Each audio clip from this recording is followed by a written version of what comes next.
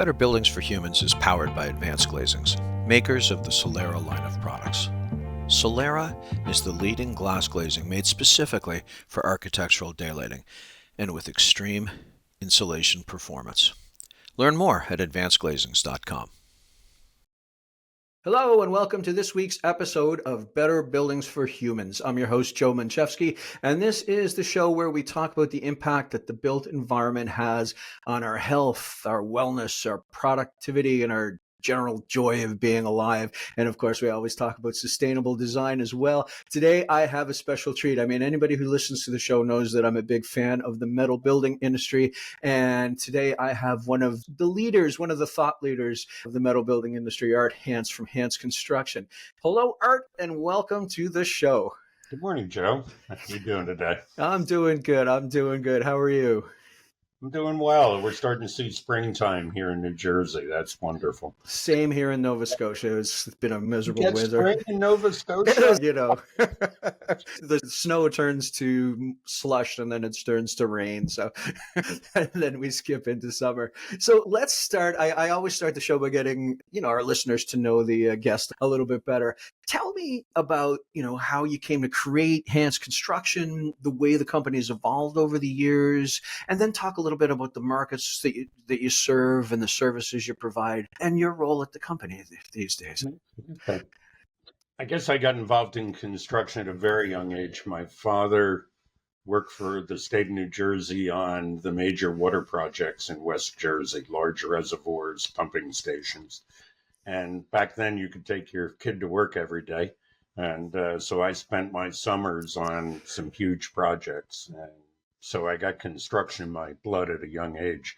After high school, I took a detour into the automotive industry.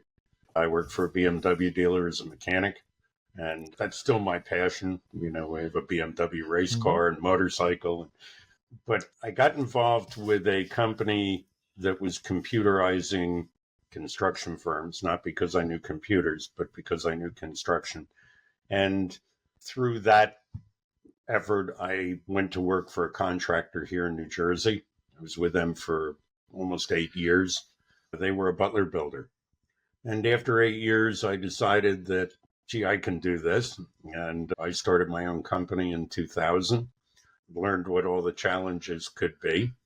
And, here we are. We're celebrating our 25th year this year. Congratulations. Thank you very much. We are a general contractor, and over the years, we do act as a subcontractor at times, but we've really morphed more into a construction manager. So we do a lot of work on a fee basis where we work with an owner to secure property, take them through design, and then build the building and turn it over to them. And that's really, the majority of our business. Right on. And what's your role in it these days, Art?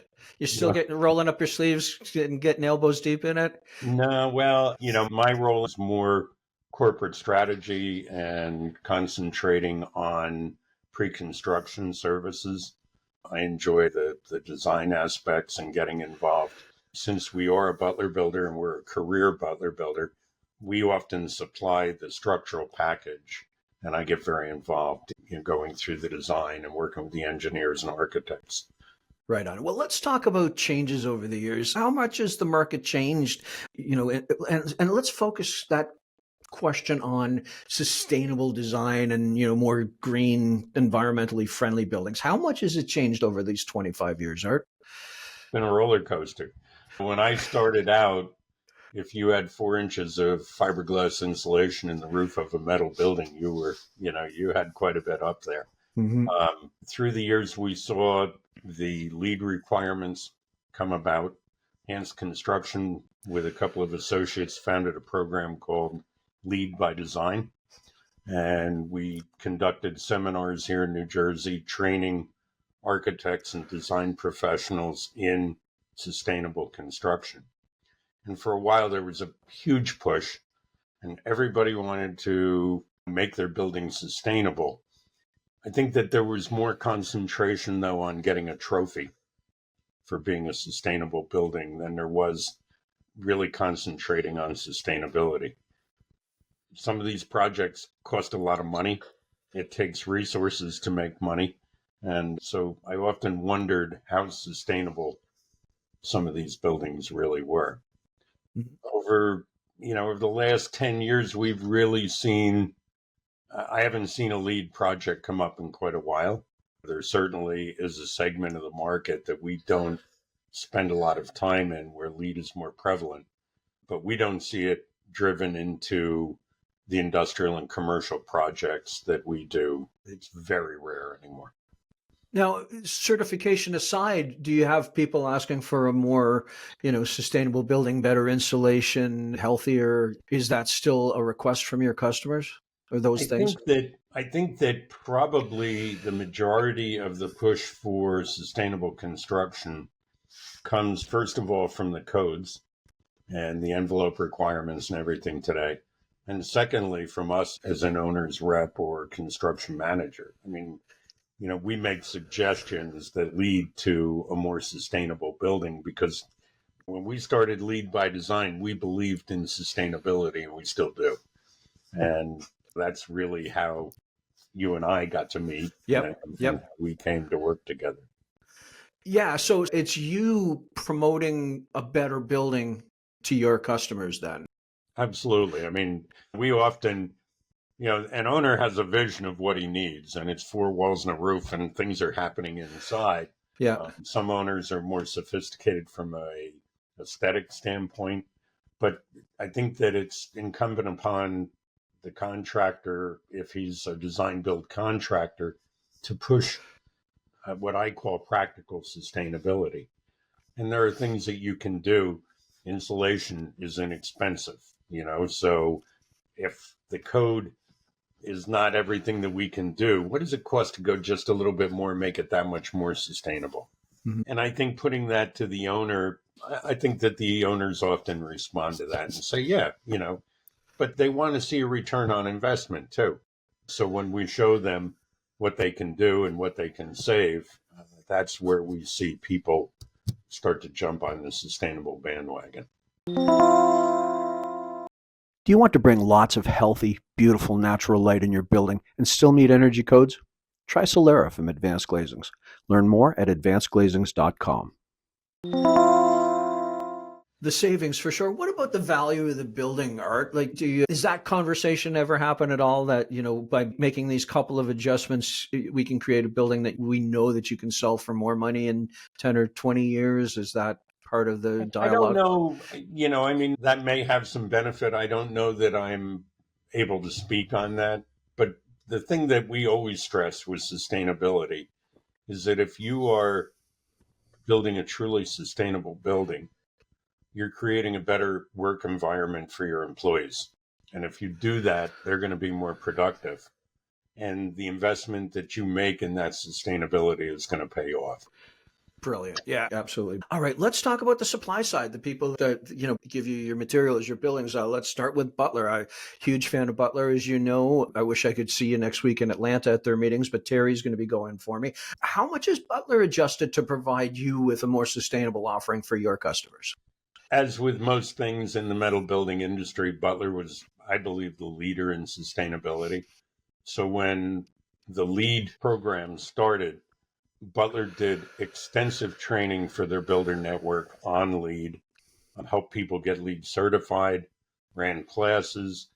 And in the background, their research and development center was working on new products that would allow us to be more sustainable. So insulation systems and different attributes of the building. Steel is the most recyclable building material. So we really had a great story to tell to begin with, but Butler really stepped up and pushed it along the way.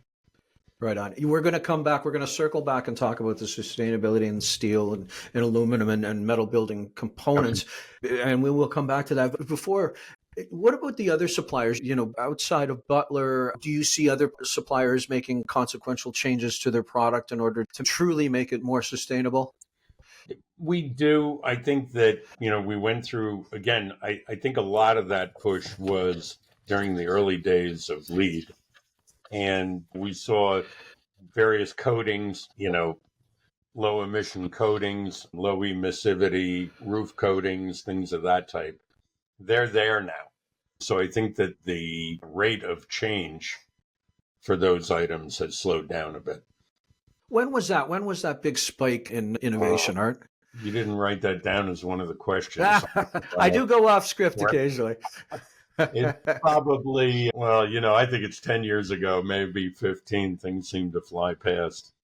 Okay. Yeah, that would make sense for sure. All right, let's talk about occupant comfort. I mean, that's a component of sustainability, or at least they overlap. It'd be silly to put a whole lot of time into occupant comfort in a warehouse with one guy on a forklift, I think, anyway.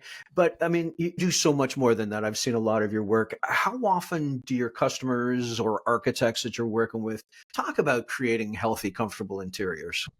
Again, I was fortunate that when Butler started this program, I was selected to be sent to California and trained on daylighting. And I am Okay. and that's, again, how you and I kind of got Yep. in touch.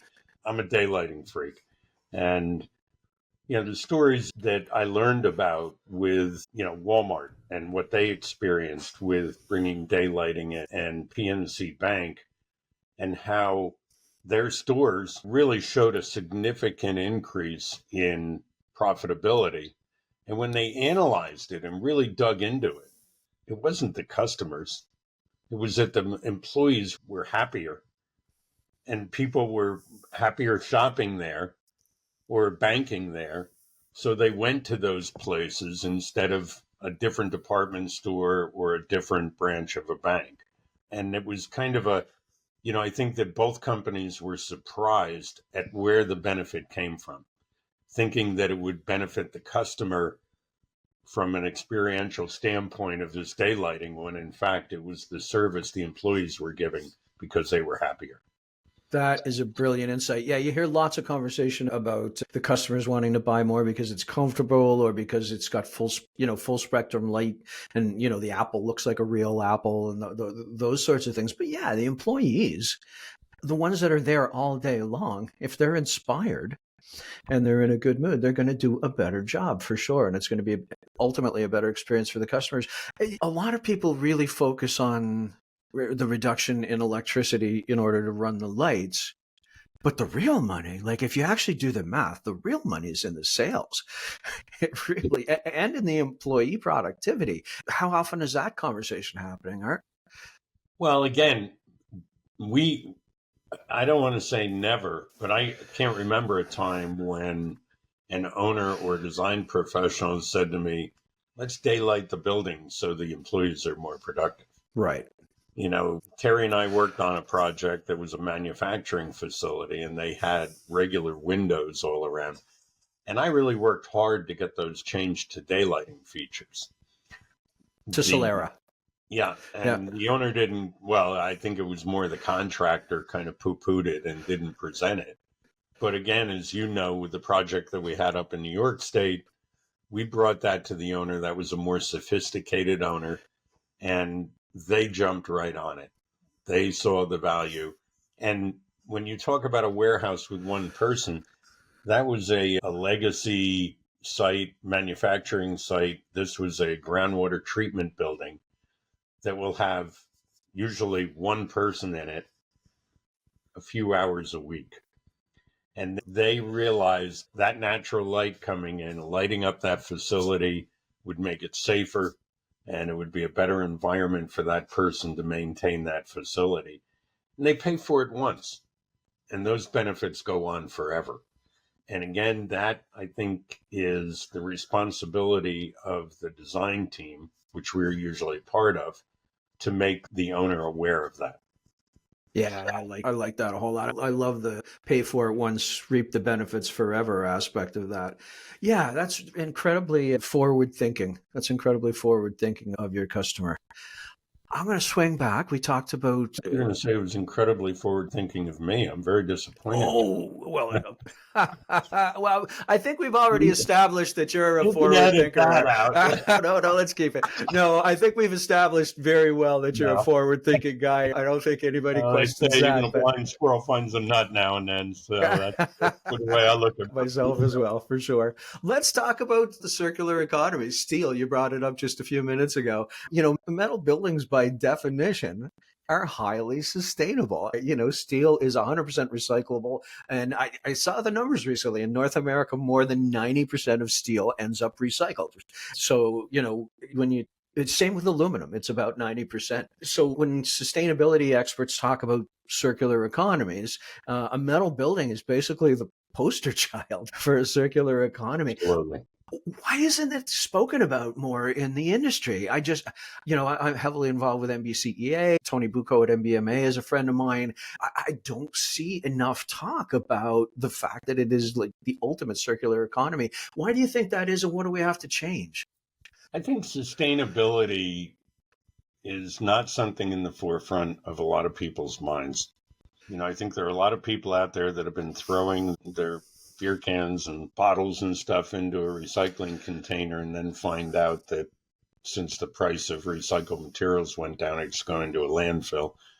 I just don't see people aware that recycling is important. I think that if anybody can push it in the industry, it would be Tony and the MBMA. The MBCEA, we're more concentrated on the actual erectors and people putting up the buildings. Not that we can't talk about it. That actually might be a good idea for a topic to bring up with some of our seminars we do. That's a really good idea. I'll reach out to Sasha on that one and see if that's something she might be interested in. Let's switch to beauty. A lot of our listeners are architects, and beauty matters a whole lot to them. Well, it matters to a whole lot of people, but it definitely matters to architects. The metal buildings are getting more sophisticated, far more sophisticated, more architecturally interesting, more beautiful. Is there a future then where metal buildings will dominate low-rise commercial construction, or are we there already? I think right now I'd have to check what the current percentage is, but I think that close to half of low-rise non-residential buildings are built with, a metal type building. And a lot of that is because of if you're basing it on square footage, there's a lot of big buildings out there being built as metal buildings. I just think that as we get more sophisticated with our exterior panels and the things that we can do, you're going to see more and more of it. And MBMA right now has a credit course for architects, and I've presented it several times, on improving the aesthetics of metal buildings. And the architects, they're happy to see it, and they're starting to incorporate some of those ideas.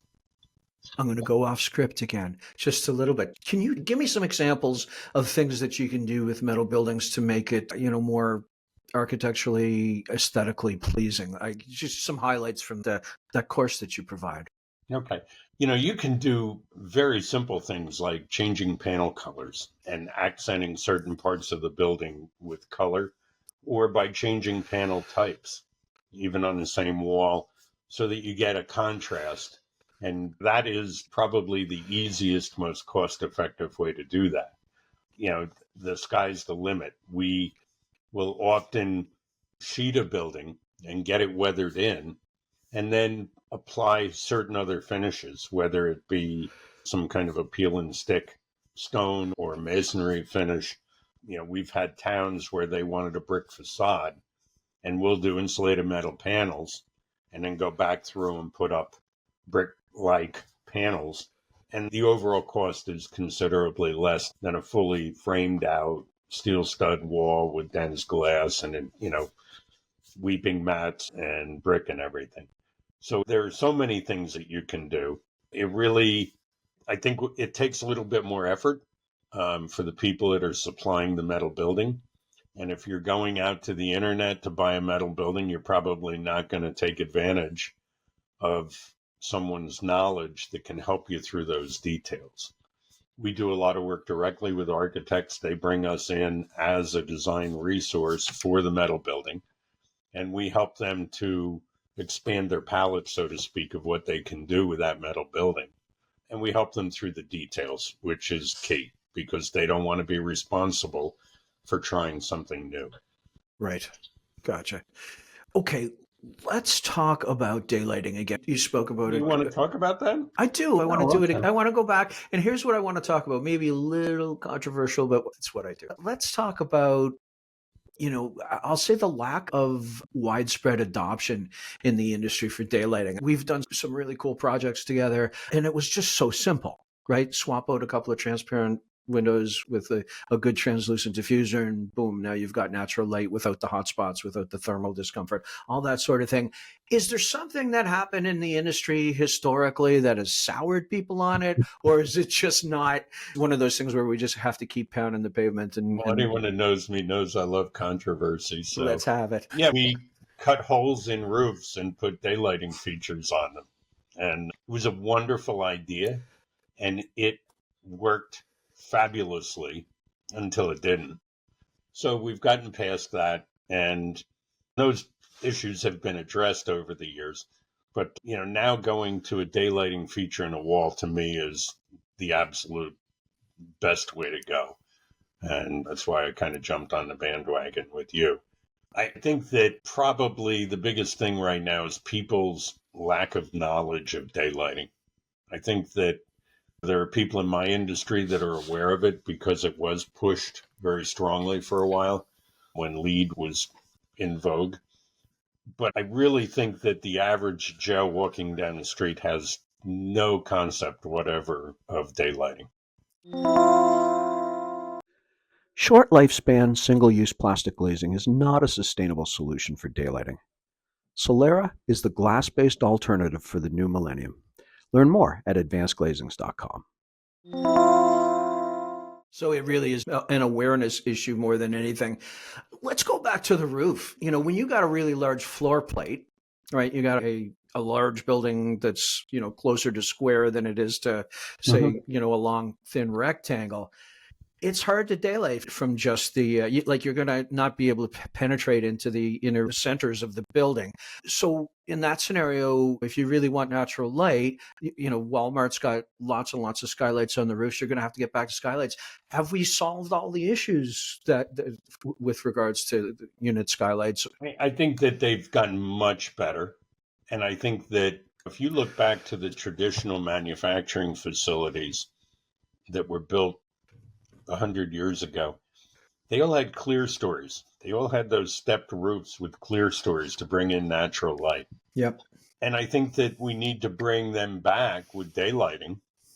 And whether that's done with a roof curb and some type of assembly on a roof curb, which I would tend to lean towards on a metal building, where we actually step the roof, which, then you have certain water drainage problems. But there are ways to get that light in there, and they can be very effective. And when you combine that with probably a smaller amount of daylighting in the center of the building, but robust daylighting around the perimeter, I think you're going to achieve great results. Love it. Oh, I love that. All right, let's talk about one of the sectors that you serve, manufacturing. How much work do you do in manufacturing? What is that, 10%, 20%, 50%? I would say probably 40 to 50%. And that varies on the year. And, you get one large project of something else. And now for that year, manufacturing becomes 10%, where the same amount the year before was 60. So it's hard to put numbers on it. Now, the big money, as we talked about earlier, the big money is in the human productivity, and in manufacturing and sales, those probably be the two words most. Education too, I guess, but that doesn't involve money as much as directly as manufacturing and sales. So we know that, if you daylight a manufacturing facility, there's a very consequential payback that way. But there's other aspects, right? You've got good acoustics, you've got fresh air, natural light, thermal comfort, right? Nobody wants to be sitting at the line doing their work and have half their face on fire from, from radiant heat from glare. How often are you having those conversations, and how do you approach those conversations, Art? Well, we talk about the benefits of daylighting and how you get diffused light, and how that diffused light seems to seep into areas and not getting the shadows. We tend to work with a lot of owner-occupied businesses. And oftentimes we're dealing with second generation, and the first generation is there. And they grew up working on a workbench. And they understand what it's like to work with your hands and have good lighting. And when you Right. start, that's where you see the connection really come in. When you have someone like that knows what it's like to be, trying to block sun in your eyes or looking around for some kind of a lamp Mm-hmm. to light up what they're doing, that's when the connection is really made and you can start to have that conversation. We have a client right now that's trying to get funding for a truck repair shop. And we've talked about the benefit of daylighting in that environment. And they really, they really bought into it.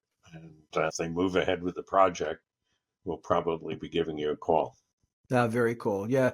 We've done several service centers for Volvo and up here in Canada, and we're in early conversations of doing a bunch of them for US as well. And it's all based on productivity. They make all their money in service, right? That you don't make much money selling cars anymore. You make your money in service. So if you can drive up, a 10% or even 5% productivity increase in the service bay, the bottom line numbers are just phenomenal. Yeah, and I'm sure you guys would love to say that you can drive up productivity 10% with your daylighting in a service area. If you get 1% Yeah. over a year, that's a big deal. I think that it's a very easy sale to say that you're going to get 1 or 2 or 3% minimum. You should think about doing daylighting in overhead doors. In overhead doors. Yeah. Oh, absolutely. It's very much on my list. And we'll talk about that offline, perhaps. Maybe you have some friends you can introduce me to. That would be hugely appreciated. Yeah, that makes a whole lot of sense, Art, for sure. Yeah. Let's talk about, before we're getting close to the end, I want to talk about like a really big picture thing again. We're going to back out and talk about the industry. What do you think has been the most important innovations in the metal building world over the past, let's say, I don't know, since you started, 25 years? 30, 35 years. 35 years. What are the big ones that really have changed the industry and allowed it to be so incredibly successful? Well, I think, we came out with much more robust paint finishes. So the Kynar fluoropolymer finishes, probably far and away the insulation systems, the envelopes of the building have really come so far. As I said, it used to be that, R11, you had a pretty robust insulation system, and now we're pushing R40. I think that the other big change is kind of unseen, and that's the design. And there are a lot of benefits to it. I think that our buildings have become lighter in the process. And in a way that promotes sustainability because we're using a little bit less steel than we used to. Yeah. Because there's more finite design now. Yeah. Oh, fantastic. All right, Art. Every episode, there's a question that I've asked every single guest since the very beginning, and I tell them to answer it from whatever perspective they'd like. What makes a great building? A smile on the owner's face when it's done. Oh, that is definitely the shortest and most accurate answer we've had. That's what we work for. And a smile that lasts. Yep. Yeah, I love it. All right, Art, before we sign off, have you got any news that you'd like to share? Any big announcements? Well, we are celebrating our 25th anniversary, and it's kind of a surprise, that 25 years has come and gone, and, you start out and kind of fight along, and one day you wake up and 25 years has gone by. So we'd just like to say thank you to everybody that's helped us along the way. Thank the Lord for being with us and keeping our people safe. Wonderful. Absolutely wonderful. Art, I can't thank you enough. It's always a pleasure chatting with you. You know that. Yeah. And I wish I could be in Atlanta with you next week. I wish I could be in Nova Scotia. I want to get back out to my friend's place up there. Give it a couple of weeks. Get through the rainy season first and come on up. Yeah, we'll come on up and we'll go for a sail on Doug's catamaran. We'll have a really nice time. Okay. All right. Take care. Bye now. Bye-bye. We hope you enjoyed this episode of Better Buildings for Humans. For more information on the world's best light diffusing and highly insulating glass glazing, please visit advancedglazings.com.